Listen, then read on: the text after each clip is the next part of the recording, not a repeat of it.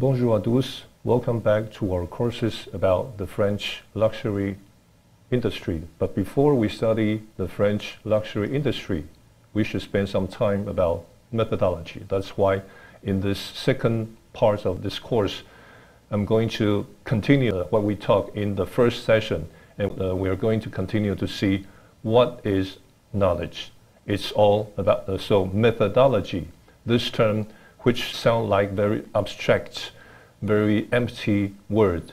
Well, in fact, it is all about knowledge. So we are going to see what is methodology, 方法论. Well, in fact, we can say that it is all about knowledge. So for the problem of the knowledge, we should know what is knowledge. Beyond knowledge, of course, there are truth. But in the first subject, we have discussed about the problem of truth. What is truth? So we also have to ask ourselves a question. What is knowledge? Is the thing that we say, is the thing that we talk, is true knowledge? What is knowledge? What could be qualified as knowledge? How to produce knowledge? It is not because I'm a professor so that everything I said is true. It is not because I'm a professor so everything that comes out of my mouth it could be qualified as knowledge. Knowledge should be produced in a proper way so that this, the thing, the idea, the thing that I said, that I talk, could be qualified as knowledge. And what is true? And what can be trusted as true? So you can see in this word, it is a very tricky relation between trust and truth. We trust in truth, but what truth can we trust? So in order to produce something that could be trusted as truth, we should go through this by a very objective and very strictly scientific process. Well, we all know that in the Latin words, verity in Latin called veritas. What does it mean, veritas? Everything should be revealed under the sun, under the light with the bigger L. Everything should be exposed, studied, observed, discussed under the sun, under the light. Those things which they are shadowed in the darkness are not truth, could not be trust. So we qualify verity, veritas, something that could be studied, written, and discussed under the sun, under the observation of everybody. And these are the things that cover all the universe, all the globe. Well, this is a very complicated construction about the notion of methodology, in which you will see many very abstract terms, such as objectivism, positivism, methodology, or epistemology. So all these construction, philosophical, something very difficult to understand. This is the objective and a very strict process through which we can produce knowledge and we can produce something is true that could be trusted. Well, on the other chart, I will rather reverse the construction of that graphic. Well, in the very foundation, we can see that philosophy. Philosophy is the mother of every knowledge. Philosophy is the mother of every science. So in the very foundation, we can find philosophical foundations. And then I would rather say that above the philosophy, it is methodology. Through methodology, we create theory. And within theory, we create methods in which we can apply to study certain discipline or certain phenomenon. So we also mentioned that this point in the very first chapter. In the future or currently, you might read or hear many so-called ISM, liberalism, institutionalism, positivism, etc. So all these ISM words, all these approach, psychological approach, so-and-so approach, there are a great variety of theories or paradigm All these are tools that we can use to study a certain phenomenon and to solve a problem. So you will definitely not kill a kitchen with a bull knife. If you use a bull knife, you kill a bull. It is a very simple relation. You don't put on your makeup with the watercolor paint. Well, pen are used for painting. We all know that. But if you want to paint makeup on your face, you will definitely use a specifically tool, a specific pen to paint all this makeup on your face. When you want to paint a watercolor, you will use a watercolor painting. So you won't use a tool that is developed for another usage and to use it in a wrong occasion.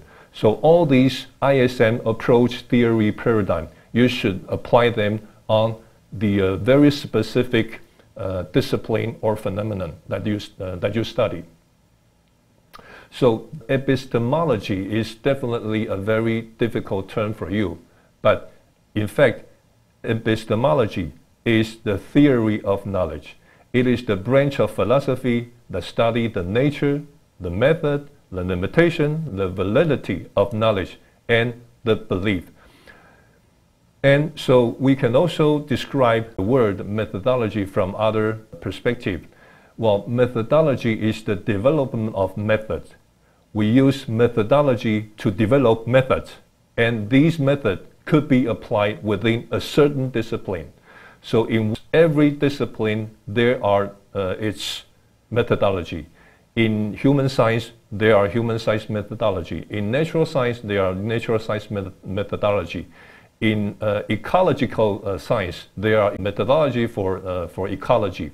So it is a particular procedure or set of procedures which we can apply in a certain discipline, engineer or food production or the marketing. Every discipline has its own methodology. So I would like to talk about somebody very interesting. His name is Karl Popper. And he has a very famous notion about falsification. According to his idea, every scientific truth, a theory or idea shouldn't be scientific unless it could, in principle, to be proven to be false. Well, this might sound very strange. Theory is considered to tell us the truth. No.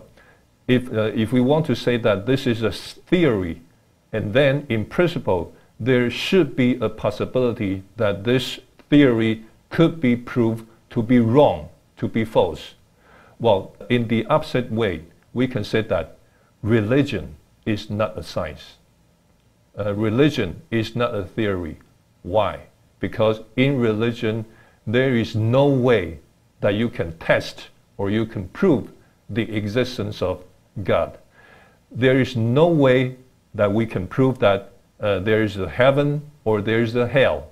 Well, heaven and hell are described in religion. But tell me, is there any possibility that you can prove that there is a hell or that there is a heaven or there is an Adam?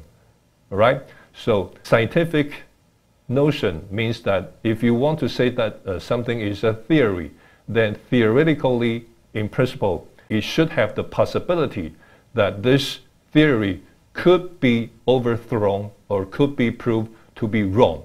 Okay? So real science aims to be disproven and not confirmed. So this is the construction, this is the process of a science. There are theory, we use theory to predict, and we use theory to conduct experiment, and then through observation, we create theory. So in science, a theory is not a guess, is not a hunch, it is not an idea that come into your head and you said that this is a theory. It is a well-sustained, well-supported, well-documented explanation of our observation. Well, some people might think that in science you have a theory and once it is proven, it becomes a law. No way. That is not how it works. A theory never becomes a law. Why? Because a theory should always be ready to be overthrown, to be disproven, to be proved that it is false. And then we can change, we can modify, we can fix it, and then we go through this process again and again and again in order that the truth that is produced by this theory could be trusted. So upon the so-called empirical science, what does it mean, empirical? Empirical means experience. Everything, every observation, every fact, every data are produced through experience, through what you can see, what you can use, what you can apply. So an observation that is currently reveal the features such as the size, the shape, the color of the texture of what we are observing is called veridical. Observation that are not veridical are illusory. 一切都是幻觉. All right? So empirical research base everything on fact. What you can see, what you can observe, what you can experience.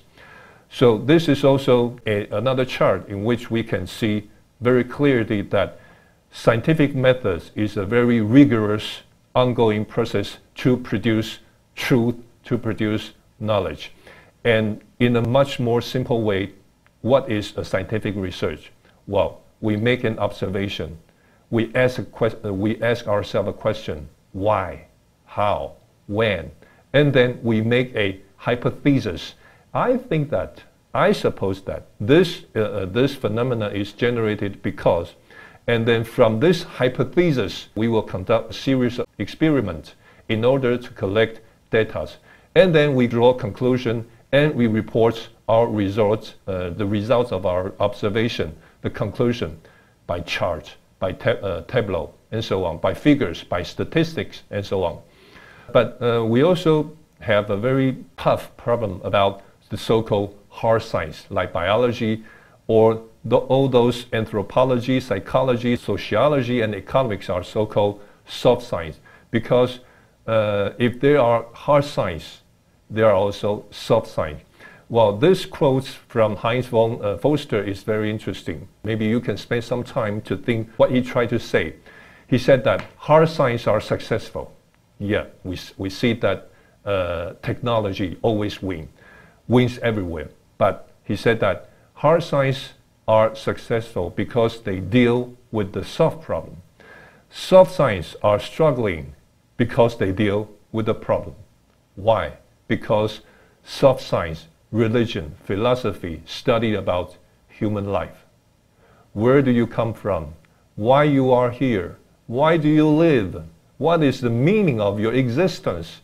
All these very hard problems are the problems that soft science like philosophy, like sociology, or like humanity science we study. So hard science because they tackle with soft problem, and soft science deal with the real hardcore problem, the existence of mankind, the existence of human being. So of course, nowadays we can see that soft science are in crisis because there are some problems. There is no general consensus about the definition of certain term.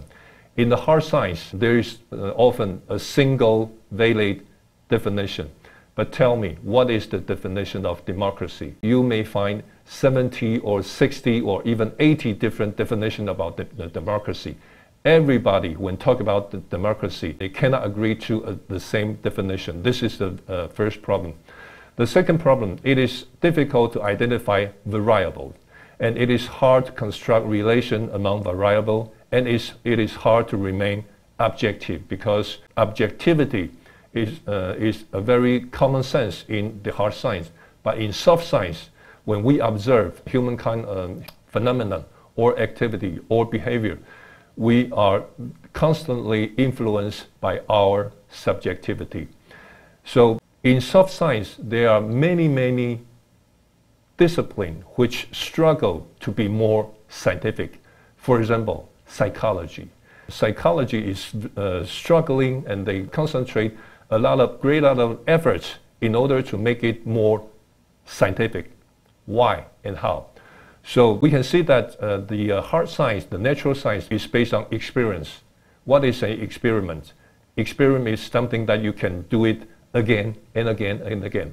So taking the example of a dog, after 100 times of tests, after 100 times of exercise, you may make a dog to obey to your order. Every time the dog do a good thing, he got treat.